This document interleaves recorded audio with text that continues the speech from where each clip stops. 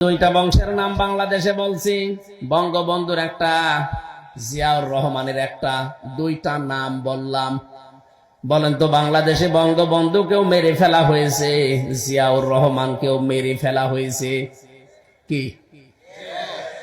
অথচ বঙ্গবন্ধুর নাম আজ পর্যন্ত কোন মানুষ উচ্চারণ করার সময় আমি অন্তত শুনিনি যে বলে শহীদ শেখ মুজিবুর রহমান, আমি শুনিনি। কিন্তু জিয়াউর রহমানের নাম কেউ উচ্চারণ করলে আগেই বলে শহীদ জিয়া। আরাফাতের পাশে নামিমা মসজিদ আছে, নামিরা। এই মসজিদে আমি 16 সালে যখন হজে গিয়েছিলাম, দেখি কাবার ইমাম খুতবা দিচ্ছে, শহীদ জিয়াউর রহমান মিন বাংলাদেশ। এই শব্দটা আমার আজও মনে আছে। উনি এই জন্য দোয়াটা করেছিলেন কারণ ওই সময় প্রচন্ড গরম ছিল।